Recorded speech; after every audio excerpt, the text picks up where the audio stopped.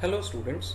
So in the previous class we discussed about the significant figures and scientific notations with their respective rules at a very precise length है ना. हम लोग ने बहुत अच्छे से डिस्कशन किया है.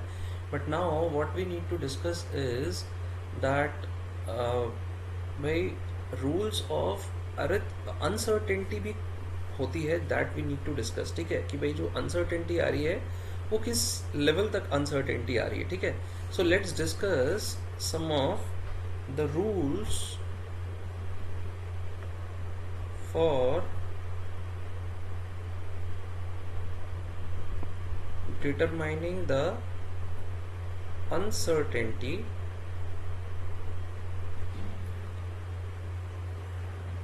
इन कैलकुलेशंस.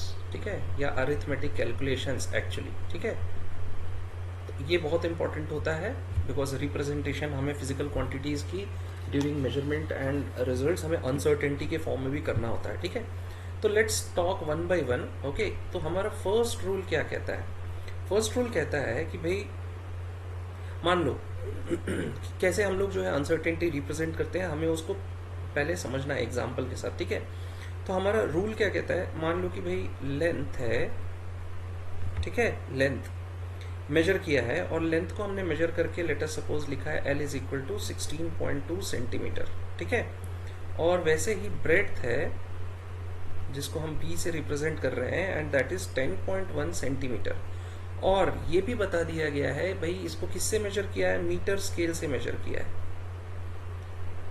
ठीक है, तो हमें अब मान लो कि भाई इनकी अनसर्टेनिटी के बारे में डिस्कस करना है, तो कैसे आप इसको रिप्रेजेंट कर सकते हो, that I am going to tell you. ठीक है, तो यहाँ पे सबसे पहले आपको क्या पता होना चाहिए? रेजोल्यूशन पता होना चाहिए. ठीक है, किसका रेजोल्यूशन पता होना चाहिए? रेजोल्यूशन मीटर स्केल का पता होना चाहिए. तो अगर आप ध्यान से देखो तो आपका जो मीटर स्केल होता है उसमें सेंटीमीटर वाला जो कॉलम होता है, अगर ये 0 है, अगर ये 1 है, तो इसमें कितने बाइफर्केशंस होते हैं? 10 बाइफर्केशंस होते हैं. ठीक है, तो अगर ये क्या है एक्चुअली, इसका रिजोल्यूशन अगर मुझे निकालना है तो रिजोल्यूशन निकालने का क्या तरीका होता है कि दो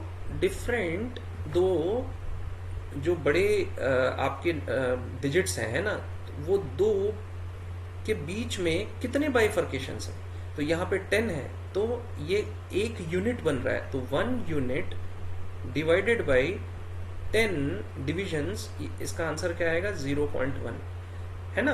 तो अगर आप मीटर स्केल को देखो, मीटर स्केल मतलब नॉर्मल स्केल जिससे आप लाइंस खींचते हो, है ना, तो उसको हम लोग मीटर स्केल भी कहते हैं. तो यहाँ पे क्या हो रहा है कि ये जो मीटर स्केल हो रहा है इसमें 0.1 का रेजोल्यूशन आ रहा है. ठीक है, अब इसका हम लोग क्या है कि रेजोल्यूशन का ये भी समझ लेते हैं कि भाई यूनिट क्या होगा. यहाँ पे 0.1 का रेजोल्यूशन आ रहा है, लेकिन यूनिट रेजोल्यूशन तो आपको मैंने यहाँ बता दिया. क्या करना है भाई, ये जो 2 यूनिट हो रहे हैं, अगर यहाँ पे क्या लिखता, 0 की जगह 2 लिखता, तो मैं क्या यहाँ पे 2 लेता यूनिट्स, और यहाँ पे मेरा रेजोल्यूशन 0.1 की जगह 0.2 आता. ठीक है, तो यूनिट्स जो आपके यहाँ पे रिप्रेजेंट होते हैं और उनके बीच में कितने डिवीजन है उसके बेसिस पे आपका रेजोल्यूशन निकलता है. ठीक है, अब यहाँ यूनिट समझ लेते हैं. मीटर स्केल में अगर ये 0 और 1 लिखा हुआ है, ठीक है, ये इसको मान लो कि 2 ना लेके इसको हम लोग 1 लेते हैं. अगर यहाँ पे 1 लिखा हुआ है तो ये क्या है actually? This is 1 centimetre it representing, है ना. तो भाई 1 सेंटीमीटर के जस्ट नीचे क्या आता है? मिलीमीटर आता है. तो यहाँ पे ये क्या रिप्रेजेंट कर रहा है? 0.1 मिलीमीटर. तो यहाँ 0 से स्टार्ट करोगे, 0.1 मिलीमीटर, 0.2 मिलीमीटर, 0.3, 0.4, ऐसे करके 0.9 में जाएगा. उसके बाद +1 करोगे तो क्या आंसर आएगा वहाँ पे? 1.0 सेंटीमीटर. वैसे ही 1.1, 1.2, 1.3, है ना. तो यहाँ पे क्या हुआ? 0.1 मिलीमीटर हुआ. तो अभी अगर मुझे मान लो लेंथ को रिप्रेजेंट करना है, तो अब लेंथ को रिप्रेजेंट करने के लिए, ब्रेड्थ को रिप्रेजेंट करने के लिए पहले सिग्निफिकेंट फिगर्स को पिछली क्लास में पढ़े हैं, तो अभी आपको सिग्निफिकेंट फिगर्स के बारे में अच्छे से नॉलेज हो गया है. अब आप उसको रिप्रेजेंट करने के लिए आपको देखना होगा कितने सिग्निफिकेंट फिगर्स में रिप्रेजेंट करना है आपको? 3 सिग्निफिकेंट फिगर्स में. कैसे रिप्रेजेंट करोगे? 16.2 प्लस माइनस. अनसर्टेनिटी को किससे रिप्रेजेंट करते हैं? मैंने आपको 2 क्लास पहले बताया है, उसको अच्छे से आप देख लो, है ना, कि कैसे जो है रिप्रेजेंट करते हैं. प्लस माइनस के टर्म्स में रिप्रेजेंट करते हैं. यहाँ पे क्या आएगा? 0.1, ठीक है, सेंटीमीटर. ठीक है, तो यहाँ पे क्या है एक्चुअली जो आपका रेजोल्यूशन है वो क्या है?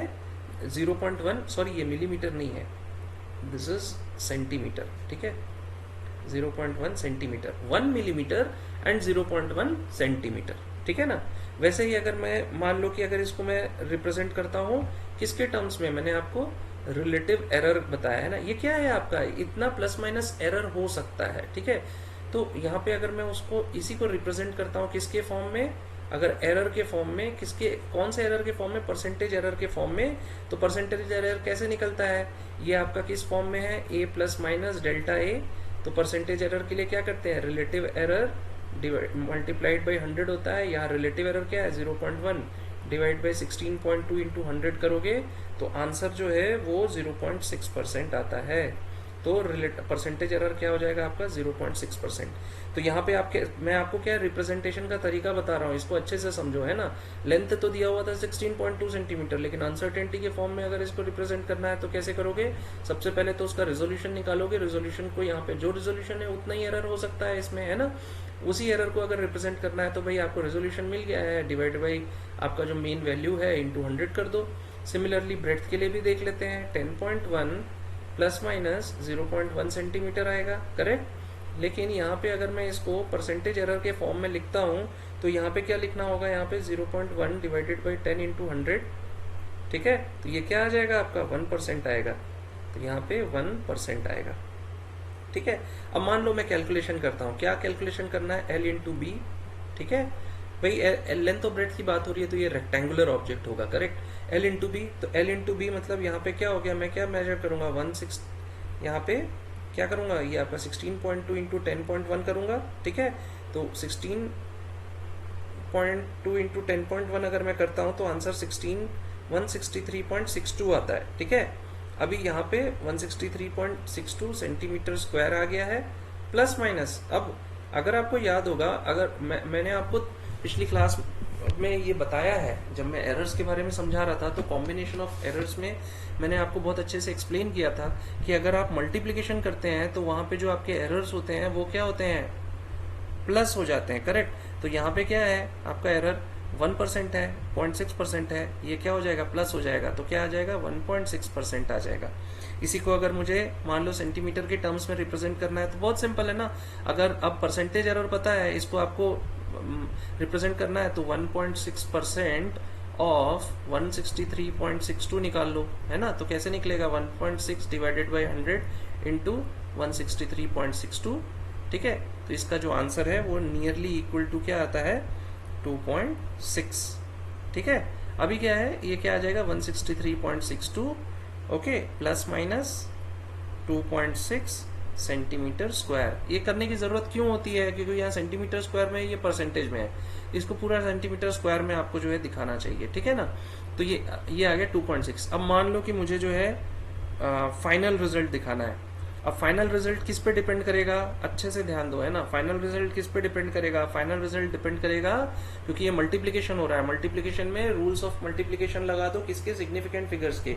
यहाँ कितने हैं, 3 सिग्निफिकेंट फिगर्स है। ब्रेड्थ के कितने सिग्निफिकेंट फिगर्स हैं, 3 सिग्निफिकेंट फिगर्स हैं। लीस्ट कितने हैं, लीस्ट इसमें 3 ही है, ठीक है। तो 3 सिग्निफिकेंट फिगर्स में रिप्रेजेंट करने के लिए क्या लेना होगा, इसको नियरली इक्वल टू, ये अप्रोक्सीमेटली इक्वल टू लिखता हूं मैं, है ना, ये लिखना चाहिए। It is not equal to that but nearly equal to क्या हो जाएगा। तो भाई आपको कौन सा डिजिट है जो कि आपको जो है राउंड ऑफ करना है, इस डिजिट को राउंड ऑफ करना है ना, बिकॉज आपको 3 डिजिट में लिखना है। तो इसके बाद वाला कौन सा है, 6 है। 6 को समझो, 6 इज ग्रेटर देन 5, तो ग्रेटर देन 5 है तो प्रीसीडिंग क्या होगा, +1 हो जाएगा, तो क्या आ जाएगा 164, ठीक है। वैसे ही यहाँ पे क्या है, 2.6 है, 6 इज ग्रेटर देन 5, यहाँ पे 3, तो प्लस माइनस 3 सेंटीमीटर स्क्वायर, ये आपका जो है फाइनल। तो अगर मैं कहता हूं अनसर्टेनिटी कितनी है इसमें, अनसर्टेनिटी की बात करता हूं या एरर की बात करता हूं, ये कितनी है, तो हमें क्या बताना है कि 3 सेंटीमीटर स्क्वायर का आपके मेजरमेंट में एरर है या कैलकुलेशन में एरर आ सकता है, ठीक है। That is very important. Now let's talk about our second point of the rules what we are discussing. It says that if a set of experimental data is specified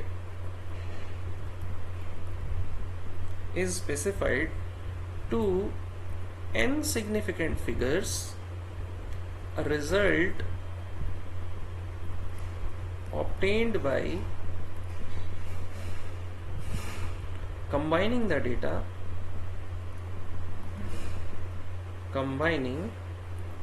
data will also be valid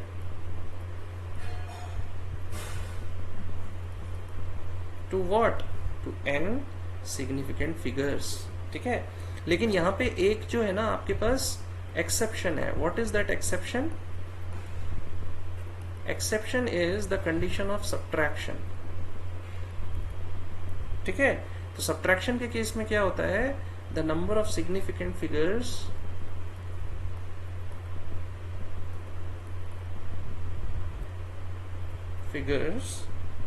can be reduced. And ये तो obvious है ना, क्यों reduce हो जाएगा? Because जब आप subtract करते हो तो डिफरेंट वैल्यूज होती हैं, उनको अगर आप सब्ट्रैक्ट करते हो तो आपके फाइनल एडिशन सब्ट्रैक्शन में क्या होता है कि वो फाइनल डेसिमल प्लेसेस पे डिपेंड करता है ना. डेसिमल के बाद जो लीस्ट सिग्निफिकेंट है उस पर डिपेंड करता है, least number of decimal places पे. तो यहाँ पे क्या होता है, least number of decimal places भी सब्ट्रैक्ट होकर 0 हो सकते हैं, है ना. तो यहाँ पे क्या बता रहा है कि भाई जो डेटा आप ले रहे हो अगर वो n सिग्निफिकेंट फिगर का है तो रिजल्ट करोगे अगर कंबाइन के बाद तो वो भी डेटा जो होगा वो वैलिड अप टू क्या होगा? n significant figures. जैसे I can give you an example of subtraction.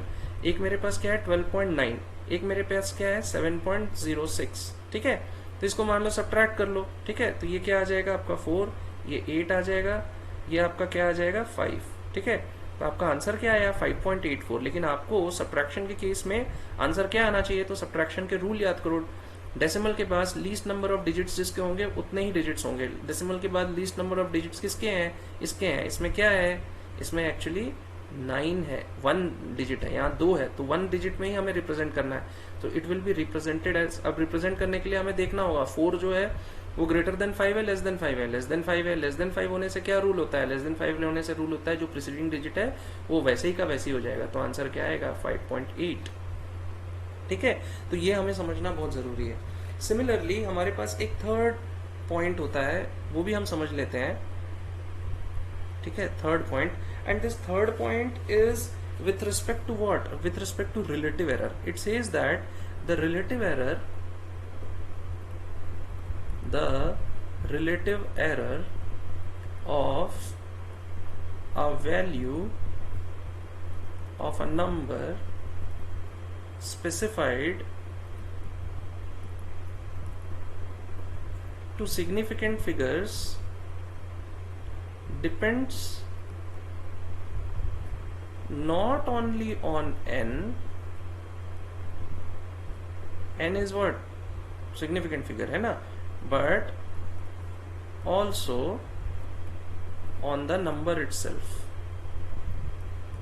इसका मतलब क्या है कि भाई केवल सिग्निफिकेंट फिगर्स पे रिलेटिव एरर जो होगा ना वो डिपेंड नहीं करेगा, उसके नंबर और नंबर पे भी डिपेंड करेगा कि भाई सिग्निफिकेंट फिगर्स क्या हो रहे हैं. जैसे लेट्स टेक एन एग्जांपल.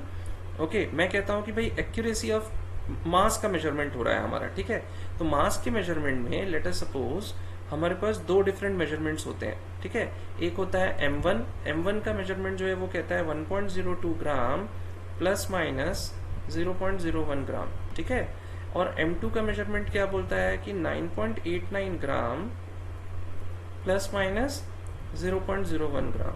ठीक है, अब मान लो कि मैं रिलेटिव एरर निकालता हूं m1 का, रिलेटिव एरर ऑफ m1. तो रिलेटिव एरर कैसे निकलता है भाई? 0.01. ठीक है, सॉरी 0.01 डिवाइडेड बाय क्या हो जाएगा 1.02. ठीक है, तो रिलेटिव एरर निकाल लेते हैं, मल्टीप्लाई बाय अगर 100 करते हैं तो परसेंटेज एरर निकालेगा, क्या आंसर आ जाएगा? प्लस माइनस 1% आता है. ठीक है, सिमिलरली अगर मैं परसेंटेज एरर निकाल लेता हूं आपका 9.89, m2 का अगर मैं निकालता हूं तो क्या आ जाएगा 0.01 divided by 9.89 into 100, so it will be nearly equal to plus minus 0.1%.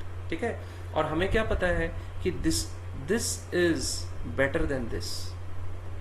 ठीक है, 0.1% is better than 1% है ना. जितना एरर कम होगा उतना आपका क्या होगा कि आपका जो मेजरमेंट है दैट इज एक्यूरेट, है ना. तो यहाँ हमें क्या समझ में आया कि देखो दोनों के केस में जो आपका नंबर ऑफ सिग्निफिकेंट फिगर्स है वो सेम है, यहाँ भी 3 सिग्निफिकेंट फिगर्स है, यहाँ भी 3 सिग्निफिकेंट फिगर्स हैं, ठीक है। लेकिन यहाँ पे नंबर पे भी डिपेंड करता है कि वो actually if the same amount of uncertainty is there, देखो यहाँ भी 0.01 है, यहाँ भी 0.01 है, तो नंबर क्या अचीव हो रहा है उसके बेसिस पे भी हमें पता चलता है कि भाई आपका जो एरर है वो कम है, ज्यादा है, क्या है, रिलेटिव एरर है ना। तो इसीलिए नंबर इज ऑल्सो इम्पोर्टेंट। ऐसा मत कर देना एग्जाम में कि भाई यहाँ पे 1.02 दिया है, यहाँ पे 9.89 दिया है, दोनों का 0.01 है, 0.01 है, ठीक है ठीक है ठीक है, भाई दोनों के जो है ना एरर सेम ही आएंगे, ऐसा कभी मत करना है ना। उसका कैलकुलेशन करना होता है आपको, और कैलकुलेशन का फॉर्मूला आपको पता है, ठीक है। So this you must understand. One final point is, जो कई बार स्टूडेंट्स मुझसे पूछते भी हैं कि भाई मतलब वी शुड अंडरस्टैंड कि जो इंटरमीडिएट रिजल्ट्स होते हैं, है ना, उसके बारे में हम समझ लेते हैं। Intermediate results in a multi step computation should be calculated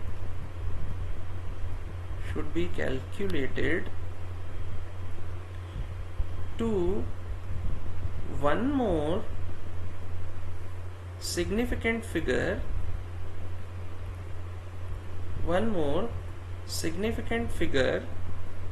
in every measurement, then the number of digits in the least precise measurement। बहुत इंपॉर्टेंट है ये टर्म, है ना। जब भी आप कैलकुलेशंस करते हो जिसमें कैसे कर रहे हो, मान लो पहले आपको जो है लेट अस सपोज आपको L इंटू बी निकालना है, ठीक है ना।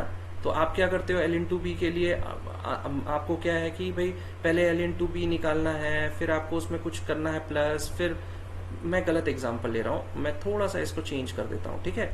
मान लो कि मैं आपको कहता हूँ कि आपको क्या करना है, 3.02 प्लस 2.91 इंटू 1.7003 डिवाइडेड बाय 3.17, है ना। अब इसमें क्या होगा कि पहले आप जो है बॉडमस रूल लगाओगे, पहले इसको करोगे, फिर इसको करोगे, फिर इसको। तो यहाँ पे क्या हो रहा है कि मल्टी स्टेप कैलकुलेशंस हो रहे हैं। तो यहाँ पे क्या कहता है कि जो नंबर ऑफ सिग्निफिकेंट फिगर्स होते हैं ना, जो इंटरमीडिएट रिजल्ट्स के होते हैं, उसको हमेशा जो है ना एक ज्यादा लेना चाहिए। क्यों ज्यादा लेना चाहिए, ताकि जो आपका जो सिग्निफिकेंट फिगर्स हैं एक ज्यादा अगर लेते हो तो उससे जो राउंडिंग ऑफ है ना, it will be very easy at the end, ठीक है। जैसे एक एग्जांपल लेते हैं, ठीक है। मैं आपको कहता हूं कि मुझे अगर 9.58 का रेसिप्रोकल करना है, ठीक है, 1/9.58 करना है, तो इसका आंसर जो है क्या आएगा, 0.104 आएगा, ठीक है। लेकिन अगर मैं 0.104 का रेसिप्रोकल करता हूं तो आंसर क्या आना चाहिए, 9.58 आना चाहिए, लेकिन अगर इसको कैलकुलेट करोगे तो 9.62 आता है, ठीक है। तो यहाँ पे हमें क्या समझ में आया कि हमें क्या करना चाहिए, अगर मैं इसी की जगह पे क्या करता, 9.58 जो मैं ले रहा था उसको 0.104 की जगह 44 लेता, ठीक है, जो उसके कैलकुलेशंस में आता है। मैं क्या किया, मैंने क्या देखा कि भाई मेरा जो 9.5 है उसमें 3 सिग्निफिकेंट डिजिट्स हैं, तो मुझे फाइनल कितने चाहिए, 3 सिग्निफिकेंट डिजिट्स, तो मैंने क्या कर दिया, 0.104 दे दिया, ये मेरा सही आंसर आया, है ना। तो ये लेकिन क्या है, मैं ये वाला क्यों बता रहा हूँ, इंटरमीडिएट रिजल्ट्स के लिए है ना। तो इसमें क्या है कि 1/9, लेकिन 104 को अगर वापस लेना चाहो तो 9.62 आ गया।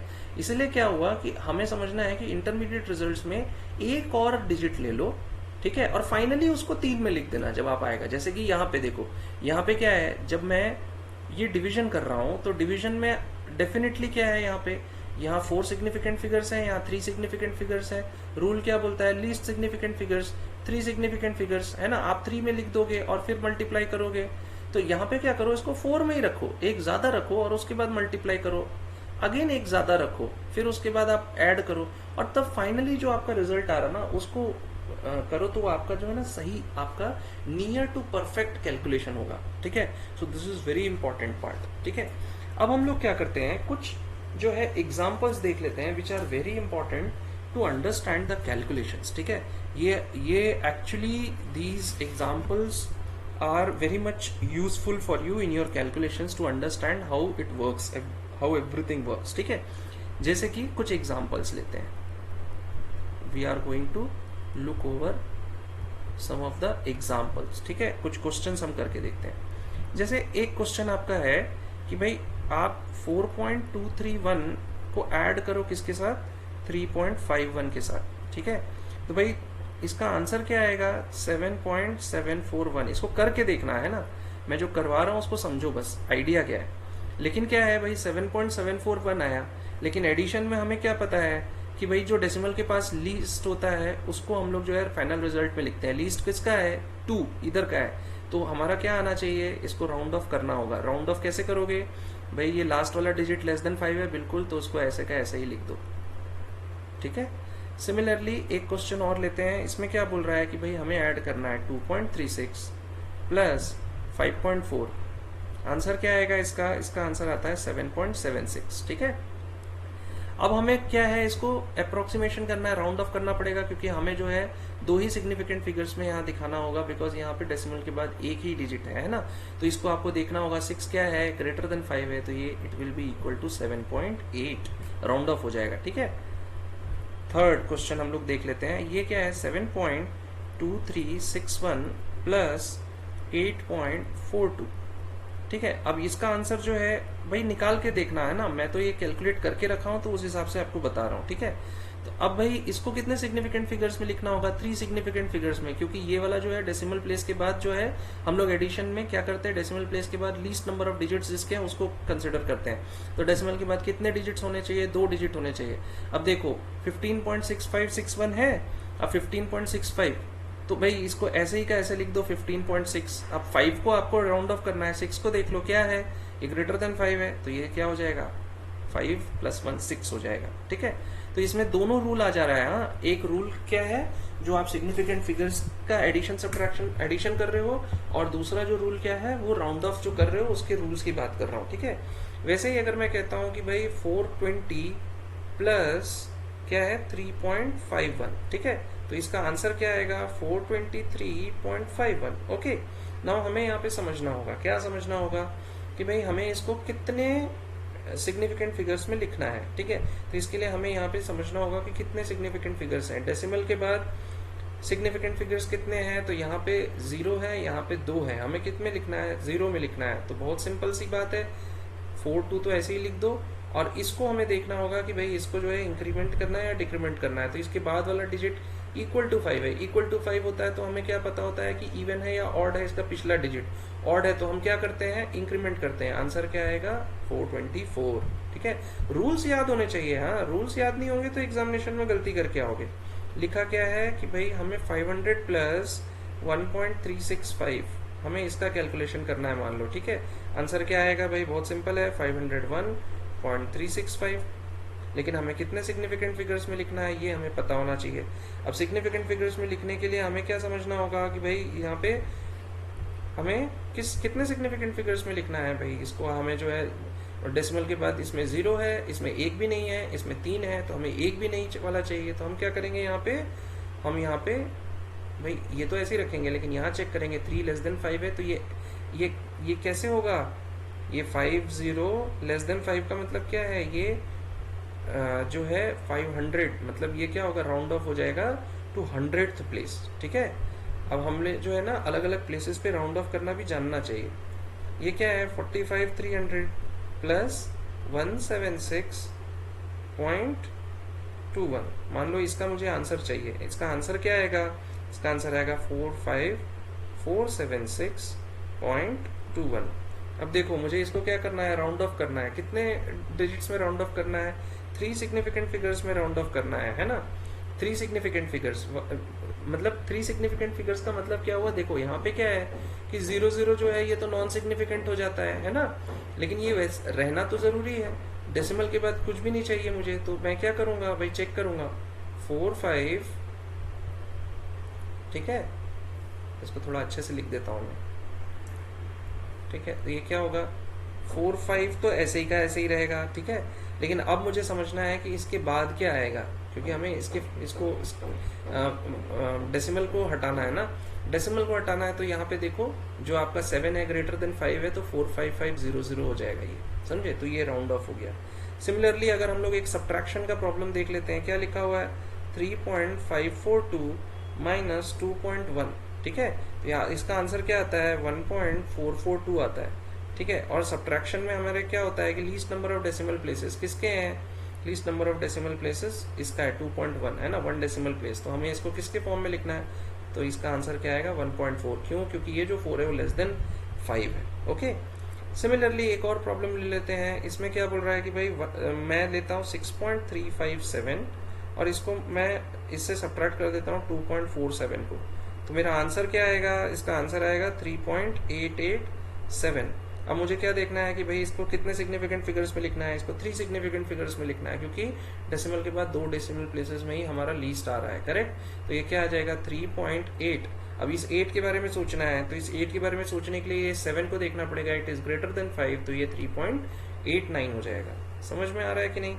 सिमिलरली अगर मैं एक और प्रॉब्लम लेता हूँ अवर 9th वन, ठीक है, और इसमें मैं लिखता हूँ कि लेट अस सपोज 8.4 इंटू 5, इसका आंसर क्या आना चाहिए, तो ये आएगा 42, ठीक है। लेकिन अगर मैं इसको जो है मुझे कितने सिग्निफिकेंट फिगर्स में लिखना है, इसको only I need to write in 1 significant figure, because यहाँ पे क्या है लिखने के लिए इसको मैं राउंड ऑफ कर देता हूँ, आंसर क्या आएगा 40, ठीक है। सिमिलरली क्या है आपका एक और प्रॉब्लम हम लोग ले लेते हैं। वो क्या प्रॉब्लम है कि मैं लिखता हूँ 3.46 इंटू 2.1, ठीक है। इसका आंसर क्या आना चाहिए 7.266, ठीक है।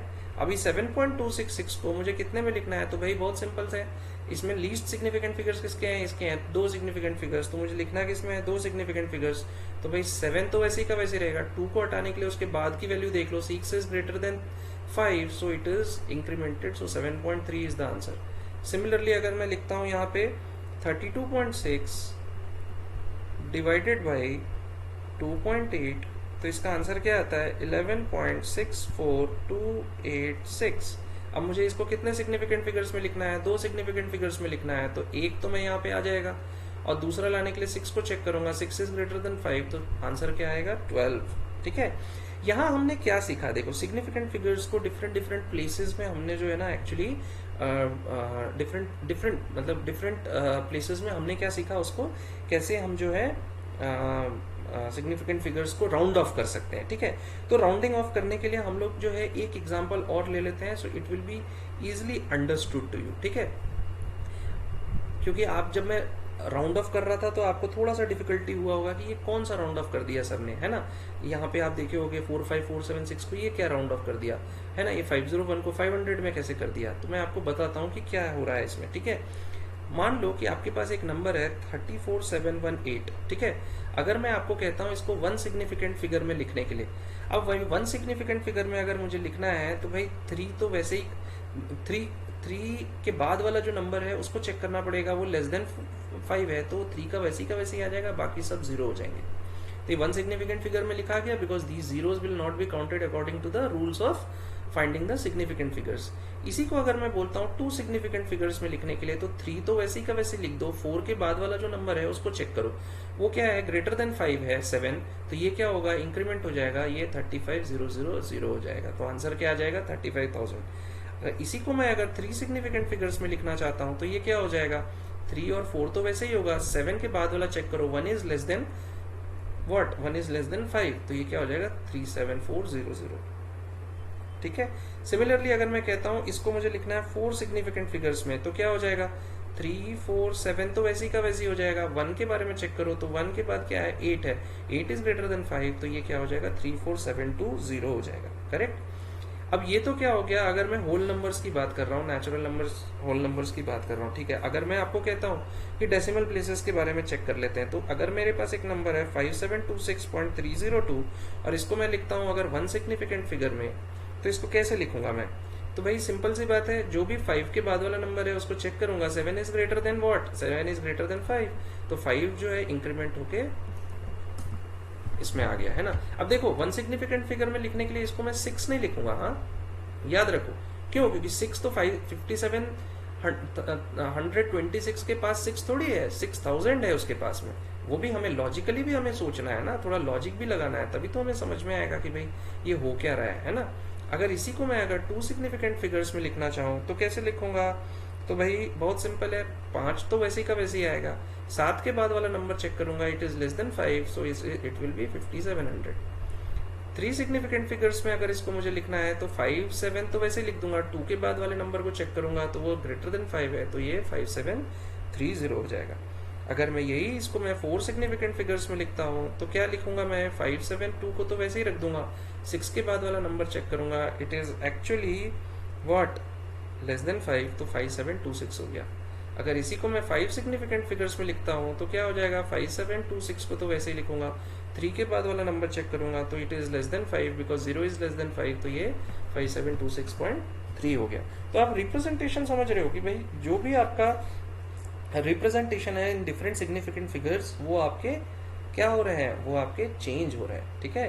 तो ये आपके, ये जो मैंने आपको प्रॉब्लम्स कराए हैं ये बहुत इंपॉर्टेंट है, बिकॉज जब भी आप मल्टीप्लाई डिवाइड जो भी करते हो उसमें नंबर ऑफ सिग्निफिकेंट फिगर्स और जो रूल्स हैं उनको कैसे देखोगे। देखो सबसे इंपॉर्टेंट चीज जो यहाँ पे मैं आपको बताना चाहूंगा, दैट इज अभी तक आपके क्लासेस में तो आपके सब्जेक्ट टीचर्स आगे बढ़ गए होंगे, आप भी आगे बढ़ गए होंगे, एग्जामिनेशन में आपको ये प्रॉब्लम आने वाला है। क्यों आने वाला है? बिकॉज आप इनके जो है ना प्रैक्टिस नहीं करोगे तो ये ऐसे ही होगा। अभी क्या है, मैंने तो आपको बता दिया, बिकॉज क्या है मैं इतने साल से पढ़ रहा हूँ, it is easy for me to do these things, है ना। लेकिन क्या है कि जब मैं पढ़ा करता था क्लास 11th में, उस समय मुझे भी बहुत प्रॉब्लम होता था, बिकॉज मैंने आपको इतने सारे रूल्स बता दिए हैं। तो आपको क्या है, प्रैक्टिस करना पड़ेगा। सारे राउंडिंग ऑफ के रूल्स एक तरफ लिखो, सारे अनसर्टेनिटी के रूल्स एक तरफ लिखो, और सारे सिग्निफिकेंट फिगर्स के रूल एक तरफ लिखो, और उसको समझो, एक एक प्रॉब्लम पे उसको समझो और तब आंसर निकालो। पीछे के आंसर देख के आंसर मत लिख देना, तो एग्जामिनेशन में जो है ना आपको बहुत डिफिकल्टी हो जाएगी, ठीक है ना। So we will meet in next class, और हम लोग इस पर्टिकुलर चैप्टर का सबसे इंपॉर्टेंट पार्ट डिस्कस करने वाले हैं, that is your dimensional analysis, ठीक है। And then we will close this particular chapter. Thank you very much for listening to me.